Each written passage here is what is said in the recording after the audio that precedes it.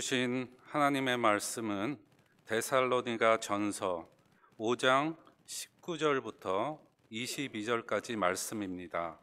저와 여러분이 한 목소리로 봉독하시겠습니다. 성령을 소멸하지 말며 예언을 멸시하지 말고 범사에 헤아려 좋은 것을 취하고 악은 어떤 모양이라도 버리라. 아멘. 할렐루야. 반갑습니다.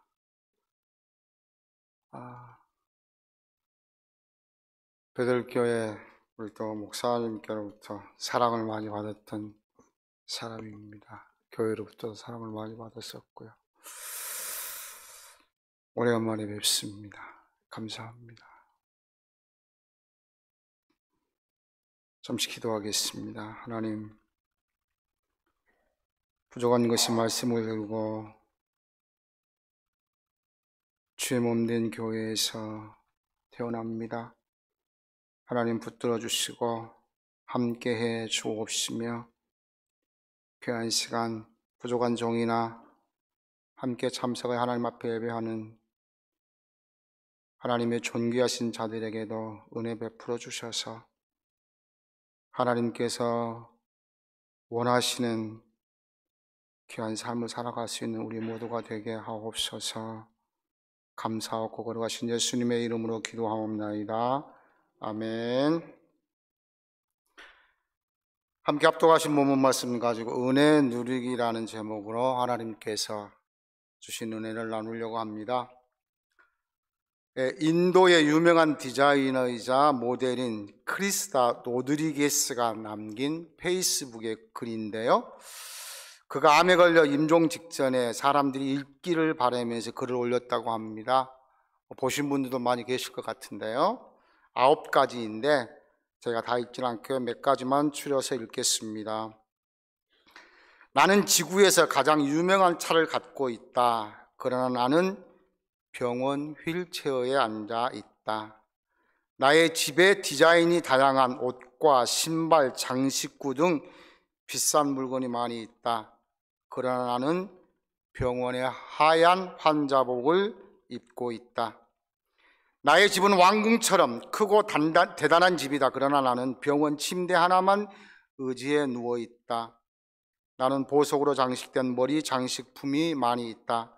그러나 지금 비싼 보석을 장식할 머리카락이 없다. 나는 비행기가 있어서 어디든 갈 때 타고 갔다. 그러나 지금은 간호사의 두 팔로 밀어주는 휠체어에 앉아 있다. 나에게 먹고 마시는 비싼 식품들이 많이 있다. 그러나 지금 병원에서 약 먹을 물만 있다. 비행기, 보석, 장식품, 비싼 옷, 많은 돈, 비싼 차 다 있지만 지금 나를 보호해 줄 수 있는 것은 무엇도 없다. 오직 드리고 싶은 말은 사람이 살아갈 때 다른 사람들에게 이익이 되고 기원하고 타인을 돕는 것, 이것이 가장 중요하다. 우리 생은 너무나 짧다. 이 한 생의 비싼 물건들은 중요하지 않다. 가장 중요한 것은 타인의 행복을 위해 도움을 주는 것이다. 함께 나누지 못했던 것이 가장 후회된다.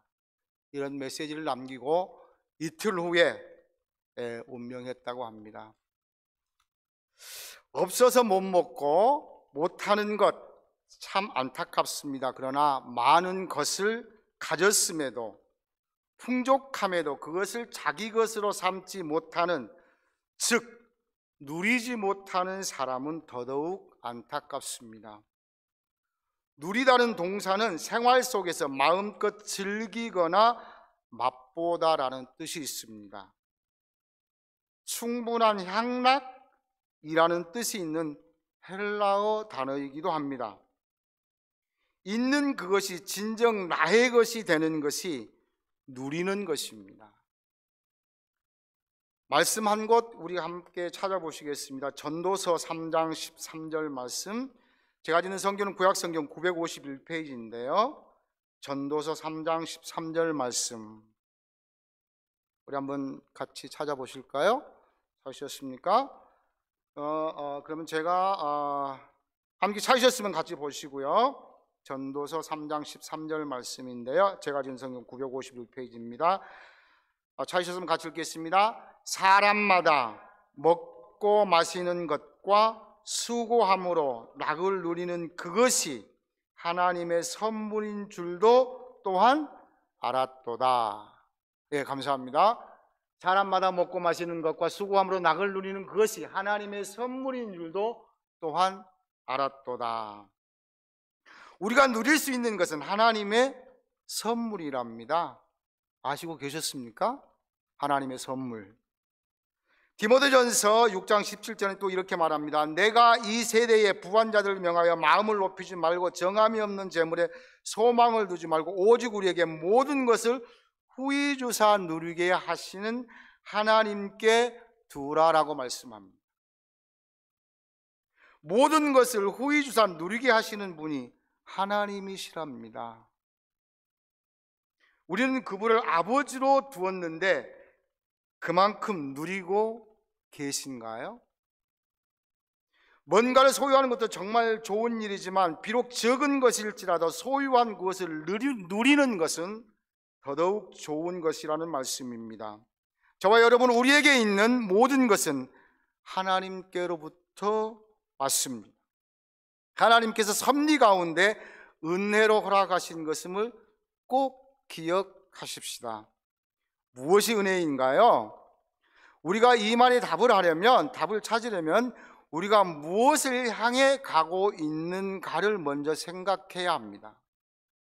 우리는 하나님의 자녀입니다. 하나님은 우리를 당신 앞에 설 때에 책망받을 것이 없는 상받을 자로 서기를 하나님은 원하고 계시거든요. 여기에 합당하도록 하는 모든 것은 한마디로 모든 것이 은혜라는 말씀입니다. 세상 것부터 영적인 복까지 심지어는 시련도 고난도 은혜입니다. 고난이 무슨 은혜이냐라고 말씀하실 분도 계실 텐데 창세기 39장에 요셉이 죄짓지 않으려다가 감옥에 갇혀 있는 상태일 때 성경은 요셉에 대해서 이렇게 기록하고 있습니다. 여호와께서 그의 범사에 형통케 하셨더라 그랬습니다. 여기에 형통이라는 단어가 가진 뜻이 전진하다, 이롭다라는 뜻이 있습니다. 다 틀어진 것 같아도 우리는 그 일로 천국 백성으로 점도 없고 흠도 없는 자 되는 데에 전진하며 이롭다고 한다면 그것은 분명코 은혜라는 사실입니다. 그럼 어떻게 하면 주신 하나님의 은혜를 누릴 것일까요? 첫째로 하나님과 동행해야 합니다. 본문 19절 말씀 보면 성령을 소멸하지 말라라고 말씀하고 있습니다. 여기서 말하는 성령은 무엇을 말하는 것일까요? 하나님의 영 자체를 말하는 것이 아니고 우리가 예수를 구주로 영접할 때 그의 영이 우리 안에 들어오셔서 내주하시며 역사하는 영을 말합니다. 신학자 아더 핑크는 성령 그분은 그리스도 안에서는 본질적으로 거하시며 우리 안에서는 역사하심을 통하여 거하신다고 말씀하고 있습니다. 성경은 갈라디아서 2장 20절 말씀에 이제 내가 산 것이 아니요 오직 내 안에 그리스도께서 사신 것이라고 말씀하고 있습니다. 성령은 그리스도의 영으로 내 안에 사시는 그리스도이십니다.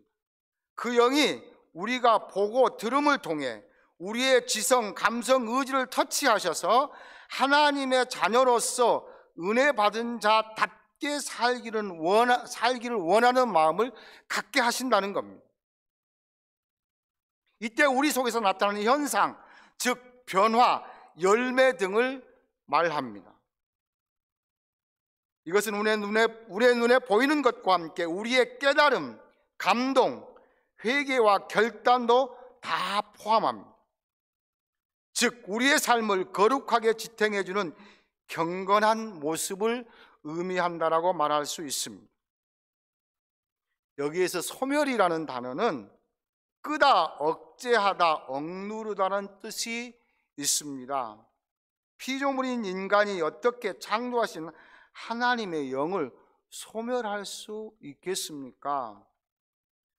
이거에 대해서 잔 칼빈은 그의 은혜를 무효화함으로써 그를 소멸하지 말아야 한다고 말씀합니다. 소멸한다라고 하는 것은 하나님께서 우리에게 주시는 감동이나 그 은혜를 억제한다는 것입니다. 하나님의 뜻임을 깨닫고 그 말씀대로 살아가도록 주시는 생각, 감동, 결단, 결심을 꺼버리는 것, 즉 억제하거나 억누르는 것을 말합니다. 그 감동을 짓누르면 성령은 인격적이신 분이시기에 문을 열어주시기를 기다리심 같이 잠잠하실 수밖에 없다는 것입니다. 아더 핑크는 이런 상태를 영적으로 잠자는 상태요, 수많은 중생자들이 겪는 질병이라고 정의를 했습니다. 우리가 영적으로 아파 있다는 사실입니다. 사랑하는 베델 가족 여러분, 목사님의 설교를 들을 때에 예배당에서 마음속의 감동이나 또 다짐이나 결심, 결단, 얼마만큼 우리의 삶의 행동으로 옮겨 보셨습니까? 많은 부분 그렇게 하셨을 것이라고 믿습니다. 잘 하셨습니다. 은혜를 누리며 사는 자의 삶을 사시는 것입니다. 혹 어떤 분은 이렇게 말씀하시기도 합니다. 목사님 설교 늘 듣는데 어떻게 그렇게 다 삽니까? 뭐 그러실 수도 있습니다. 그렇게 하셨다고 한다면 오늘부터, 아니 그럴지라도 내가 다짐하고 결단해서 해보겠다, 그렇게 사시겠다는 마음을 먹어야 됩니다.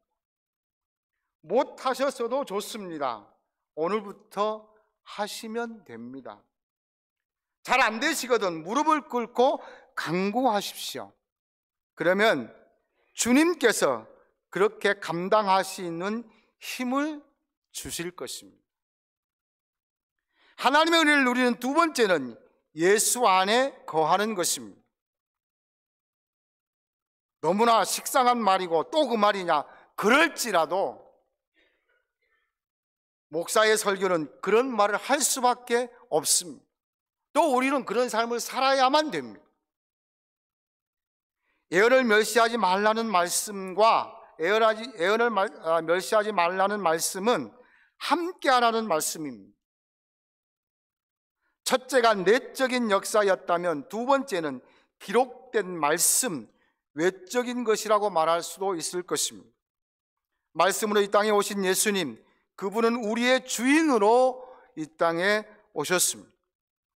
그러므로 은혜를 누린다는 것은 그분 안에 산다는 것을 의미합니다. 요한복음 14장 23절 말씀에 예수께서 대답하여 이르시되 사람이 나를 사랑하면 내 말을 지키리니 내 아버지께서 그를 사랑하실 것이요 우리가 그에게 가서 거처를 그와 함께 하리라 라고 말씀하십니다. 예언은 그러면 무엇을 말하는 것일까요? 예언이라는 단어는 미리 말하는 자, 유추적으로 영감을 말하는 자는 뜻이 있는 단어에서 나왔습니다. 장차 올 일을 예측하고 알려주는 그런 것이었습니다.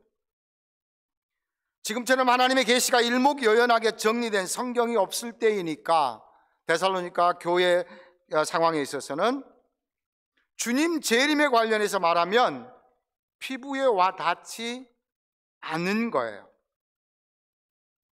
그래서 여러 가지 갈등을 정돈하기 위한 해석이었다고 말하기도 합니다. 그러나 지금은 우리는 하나님의 계시가 정확하게 정리되어 우리에게 있습니다. 뭐라고 말씀하고 계시나요? 결단코 더하거나 빼거나 할 수 없다고 계시록 22장 끝부분에 선언하고 있습니다. 내가 이 두루마리의 예언의 말씀을 듣는 모든 사람에게 증언하노니 만일 누구에게든지 만일 누구든지 이것들 외에 더하면 하나님이 이 두루마리에 기록된 재앙들을 그에게 더하실 것이요, 만일 누구든지 이 두루마리 예언의 말씀에서 제하여 버리면 하나님이 이 두루마리에 기록된 생명나무와 및 거룩한 성의 참여함을 제하여 버리리라라고 말씀하고 있습니다. 이 말씀은 창세기에 두신 것도 아니고 말라기에 두신 것도 아니고, 이제 모든 말씀이 닫히는 성경의 마지막 권 요한계시록, 그것도 끝에 두신 것은 분명 이유가 있습니다. 이제는 더 붙일 말씀이 없는 완벽한 말씀이라는 것입니다. 하나님의 말씀은 과거와 현재를 말하기도 하지만 예언의 성격인 미래도 포함하고 있습니다. 창조의 역사와 믿음의 선배들의 삶, 이미 죄의 결과를 말합니다.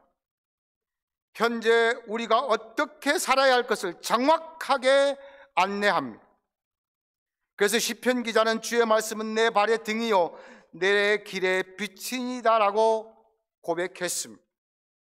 그 고백 우리도 한번 같이 해보십시다. 한번 따라 하시겠습니까? 주의 말씀은 내 발의 등이요 내 길의 빛이니이다. 아멘? 아멘입니다. 뿐만 아니라 장차 우리의 갈 곳을 정확하게 말씀해 주시지요. 신부가 신랑을 위하여 단장한 것 같은 하나님이 계신 곳, 다시 슬픔, 사망, 고통, 질병이 없는 곳, 즉 새 하늘과 새 땅인 새 예루살렘도 정확하게 우리에게 말씀하고 있습니다. 이런 말씀을 멸시하지 말라는 말씀입니다. 멸시하다라고 하는 것은 하찮게 여기다, 무시하다라는 뜻이 있습니다. 그냥 아무렇지 않게 지나친다는 것입니다. 하나님께서 우리에게 주셨던 많은 은혜의 말씀들이 그냥 무시되거나 아무렇지 않게 지나친 적은 없으십니까?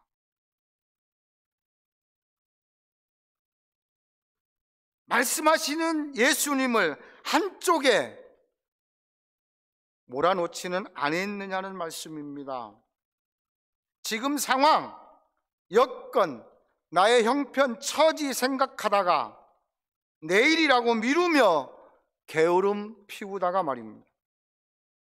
힘들어도 부족해도 어려워도 기분 나쁘고 싫어도 그냥 하찮게 여기지 말라고 하나님은 우리에게 단호하게 말씀합니다. 즉 말씀 안에서, 말씀의 거울에 순간순간의 삶을 비추어 하찮게 여겨 멸시하지 않는지 살펴보십시다. 그리하여 늘 한 말씀 안에서 사심으로 하나님의 은혜의 풍성함을 누리시는 성도님들 되실 수 있기를 주님의 이름으로 간절히 축복합니다. 세 번째로 하나님의 누리는 세 번째 길은 예수 그리스도, 그에 의해서 살아가는 것입니다.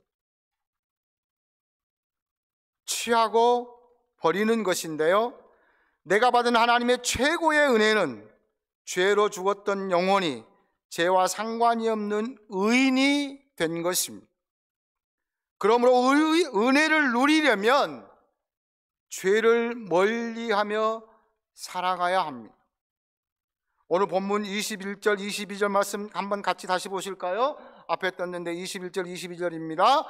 좋은 것은 취하고 죄송합니다. 범사에 헤아려 좋은 것은 취하고 악은 모든 모양이라도 버리라. 어떻게 하라고요? 좋은 것은 취하랍니다. 악은 모양이라도 버리랍니다. 어떤 것을 취하라고 하셨습니까? 좋은 것입니다. 가치 있는, 값비싼, 선한 뜻이라는 뜻이 있습니다.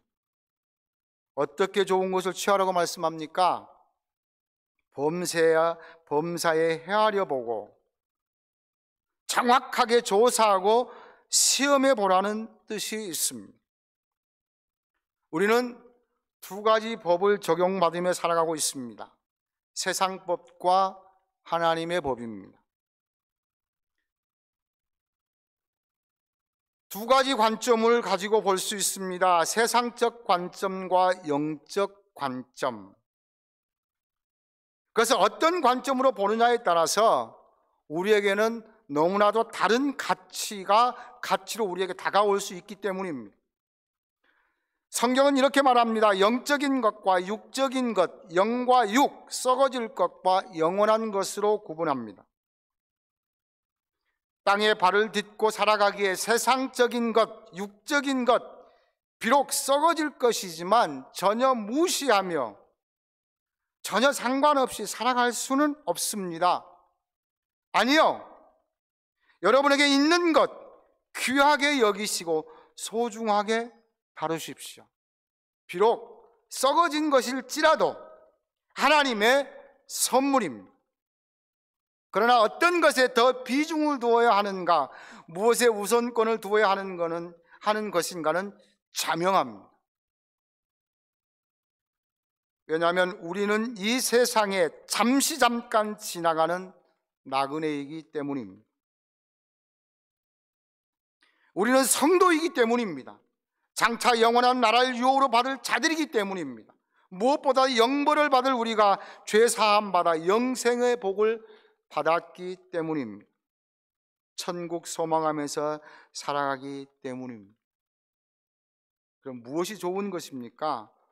하나님은 우리가 당신 앞에 설 때에 점도 없고 흠도 없는 자이기를 원하신다 말씀드렸습니다. 점도 없고 흠도 없는 자가 될 수 있는 것이 좋은 것입니다.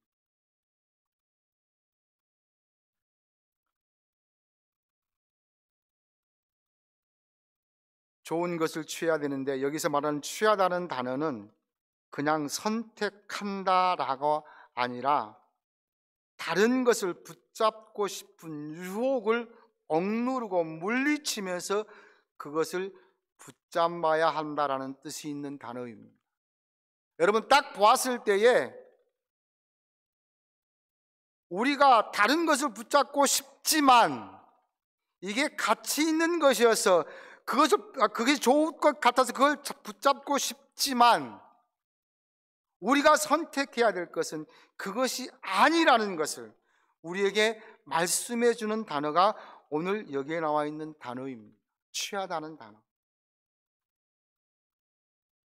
세상적 관점, 육의 눈으로는 당연히 그것을 취하고 싶은 마음일지라도 내 눈에 보기에 좋고 내 생각에 좋은 것이 아닐지라도 선한 가치 있는 것을 취해야 한다는 것입니다.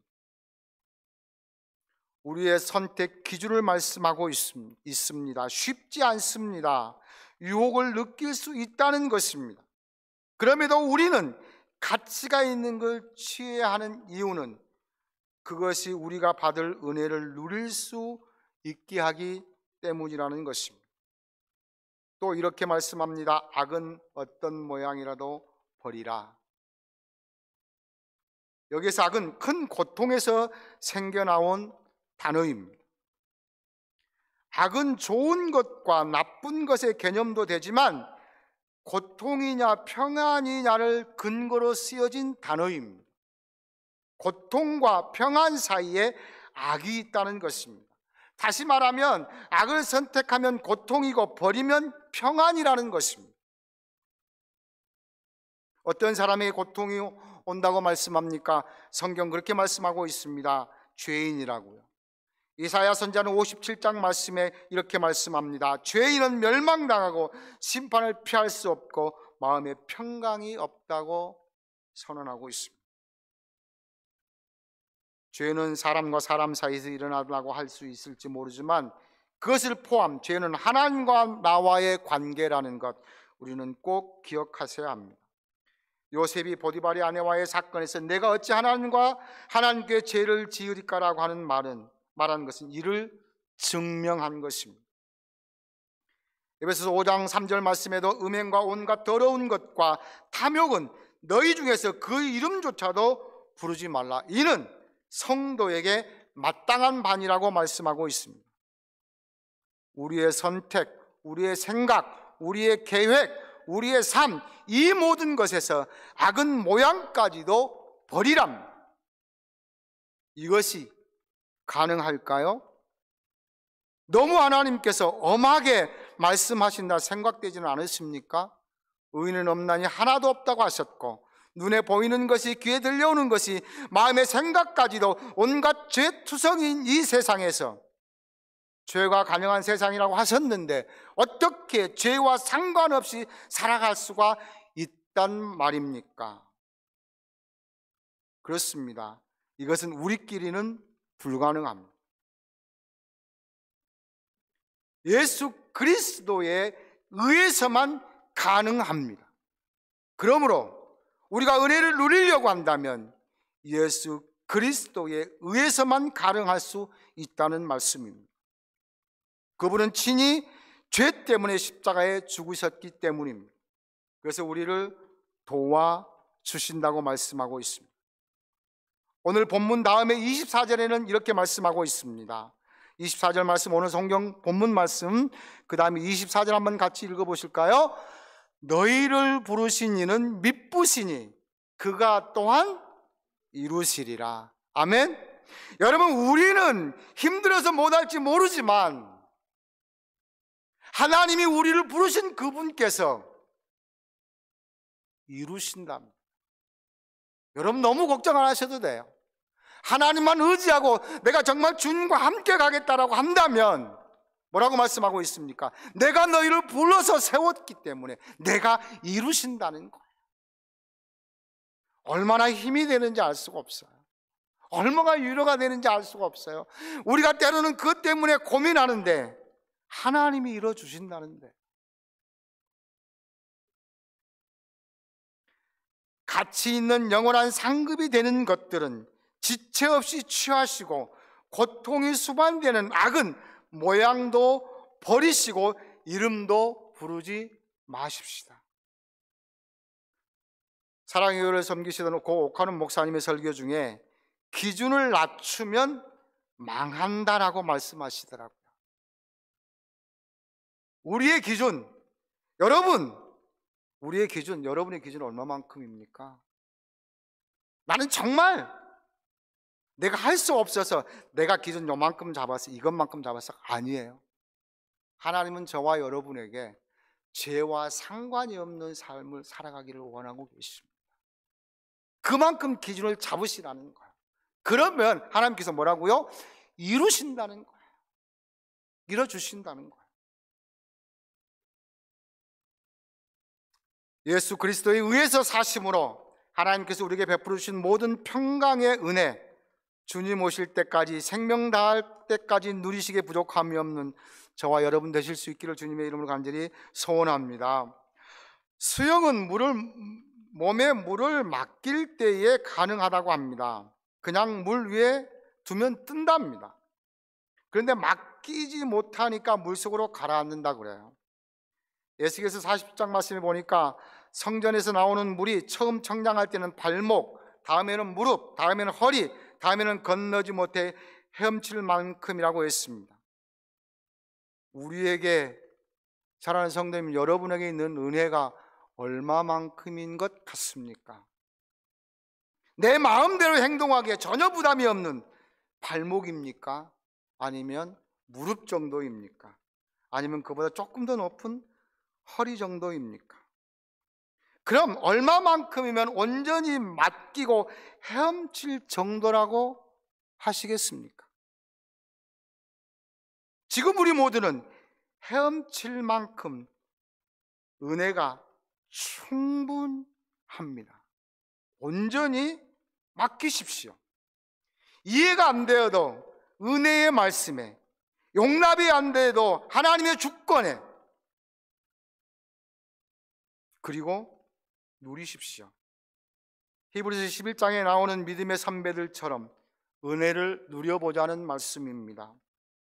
아직 보지 못한 일에 경고받고 방주를 지었던 노아처럼, 하나님의 백성과 함께 고난받기를 잠시 낙을 누리는 것보다 더 좋아했던 모세처럼, 복음 전하다가 돌로 치는 것과 톱으로 켜는 것과 유리하며 궁핍과 환난을 당해 세상이 감당할 수 없는 사람들처럼 감옥에서 찬송했던 바울을 모델로 삼아서 말입니다. 사랑하는 성도 여러분, 우리는 은혜 받은 자들이며 또 계속 은혜 받아야 합니다. 본문 앞에 5장 12절부터 18절 말씀을 보면 은혜를 받는 방편이 나와 있습니다. 오늘도 우리의 은혜의 파이프가 하나님으로부터 우리에게 내려지는 은혜의 파이프가 고장나지 않도록, 막히지 않도록 해야 합니다. 그런데 12절 말씀부터 보면 그렇게 말씀합니다. 영적 지도자와 이웃 관계에 대해서 말씀하고 있습니다. 오늘 말씀해 보면 그렇게 본문 그 전 12절 말씀인데 한번 같이 보실까요? 12절 말씀입니다. 한번 같이 보시겠습니다. 형제들아, 우리가 너희에게 구하노니 너희 가운데서 수고하고 주 안에서 다스리며 권한 자들을 너희가 알고 그들의 역사로 말미암아 사랑 안에서 가장 귀히 여기며 너희끼리 화목하라고 말씀합니다. 가장 귀히 여기며 너희끼리 화목하라. 뿐만 아니라 형제들아 너희를 권면하노니 게으른 자들을 권계하며 마음이 약한 자들을 격려하고 힘이 없는 자들을 붙들어주며 모든 자에게 오래 참으라. 삼가 악으로 악을 갚지 말고 모든 사람을 대하든지 항상 선을 따르라. 여러분, 교회 와서도 하나님의 말씀을 들으면서도 때로는 옆에 있는 분들 때문에 예수님을 바라보지 못할 때가 가끔 있습니다. 설교를 들으면서도 집사님이 가는 설교 같은데, 권사님이 가는 설교 같은데 이러면서 자기 자신을 못 보는 거예요. 하나님이 나에게 말씀하시는 그 예수 그리스도를 바라보지 못하는 거예요. 여러분, 그렇게 되면 우리의 은혜의 통로는 막힐 수 있다는 거예요. 특별히 목사님과의 관계가 좋아야 들려지는 그 말씀이 나에게 힘이 되어지고 내가 결단이 서게 됩니다. 사랑하는 성도 여러분, 우리에게 부어주시는 하나님의 한량없으신 은혜, 생명 다할 때까지 누리며 사실 수 있기를 주님의 이름으로 간절히 소원합니다. 우리 하나님 말씀 한번, 오늘 본문 말씀에서 24절까지 말씀을 같이 보시고 제가 말씀을 마치겠습니다. 같이 우리 본문부터 24절까지 말씀 같이 읽겠습니다.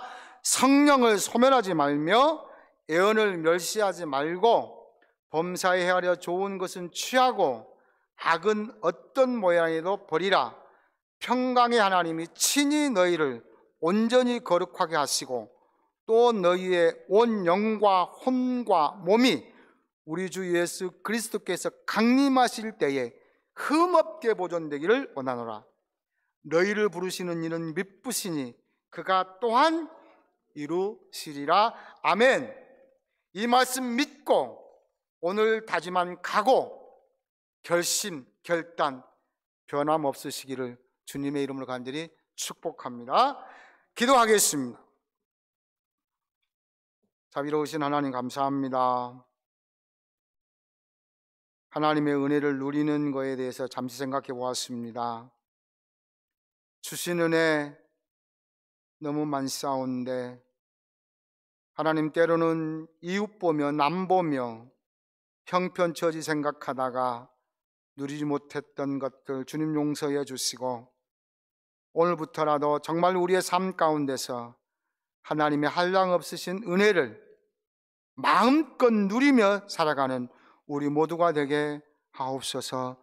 주님 오실 때까지, 우리 생명 다할 때까지 하나님의 한량없으신 은혜를 누리며 살아가는 우리 모두가 되게 하옵소서. 거룩하신 예수님의 이름으로 기도하옵나이다. 아멘.